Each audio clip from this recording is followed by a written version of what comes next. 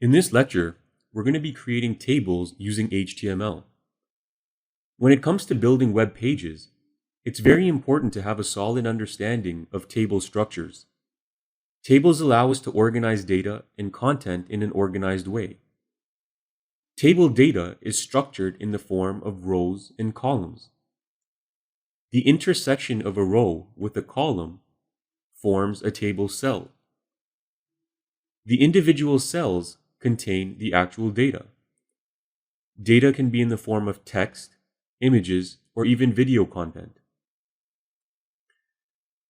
This example illustrates the structure of a basic table used to record the findings of a survey that asked respondents to list their favorite sport. Here we have a table with 2 columns and 9 rows, which gives us 18 individual cells. Let's start off by creating this table in a standard HTML5 document. For this, you'll need to open your text editor, and we'll also need to set up the basic HTML page structure as we learned in earlier lessons.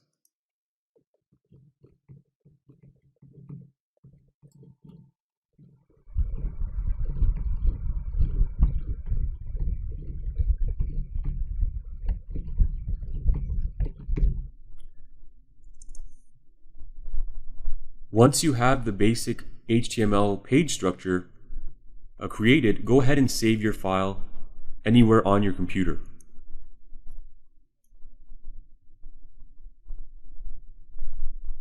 You can save the file as tables.html. Make sure to put the HTML extension at the end.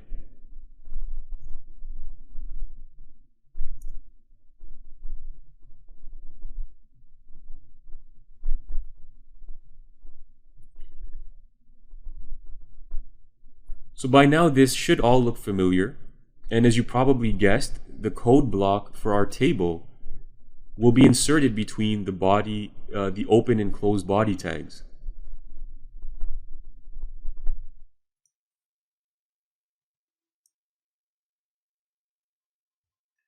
We'll begin by adding our open and close table tags.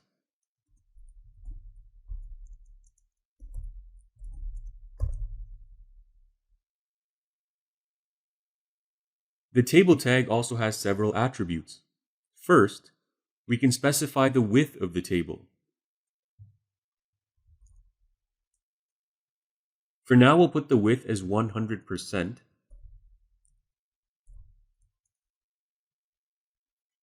We'll come back to the width attribute once we have our table created, because there are different ways the width can be stated. Next, we can set a border for our table. Let's set the border to 1 pixel.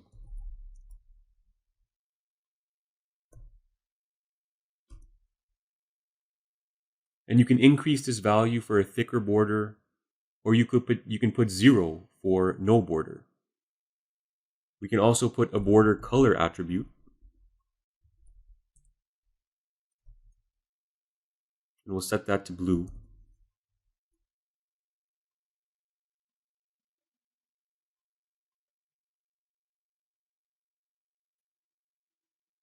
Next, we can specify the cell spacing and cell padding attributes.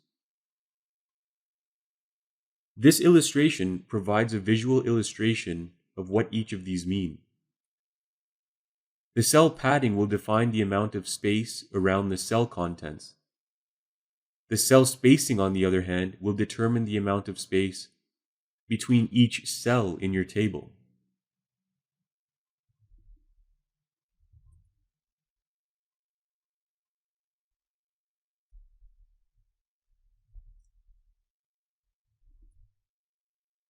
And the unit of measurement for cell spacing and cell padding is also a pixel.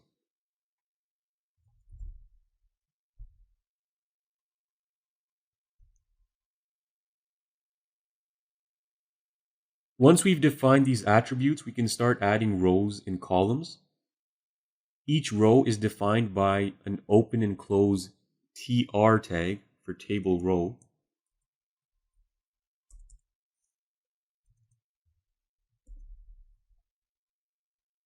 So I'll create one row to begin with.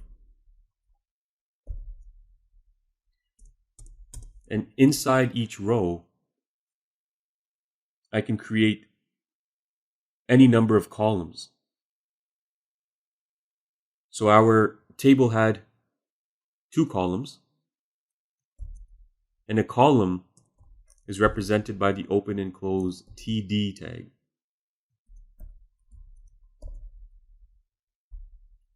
You can insert your content inside the open and close TD tag. So the first part of our table was the headings.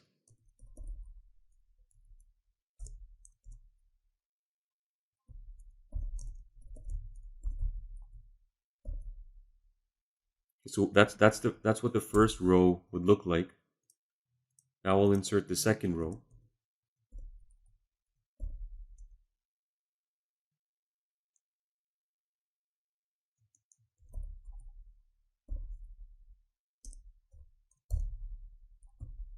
And again, each row had 2 columns.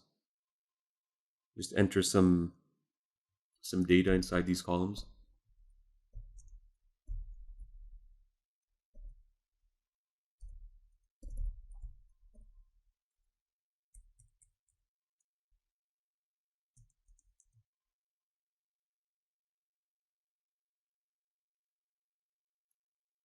Made a mistake there. Okay, so remember, the first column was the sport, and we'll put the sport label in each of the first columns, and then the response in each of the second columns. I'm just copying and pasting. I'm just changing the sport labels, and also the data.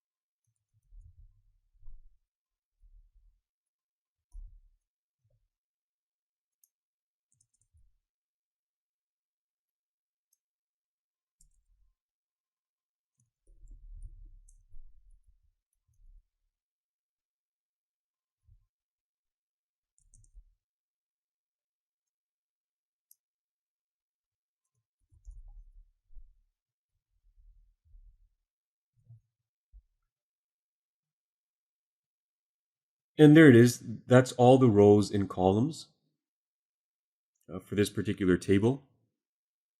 So with the table created, let's save this file and preview it in our web browser to see the final result.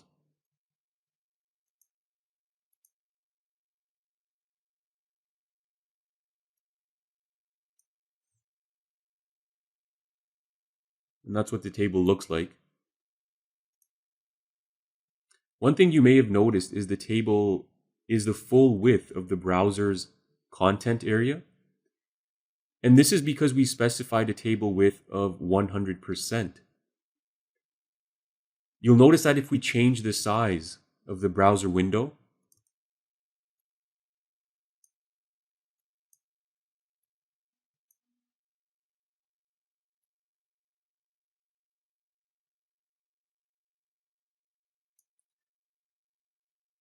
that the table expands and contracts and always maintains 100% of the browser window. Now let's see what would happen if I change the width to 50%. So I'll go back to the source code and just change the width to 50%.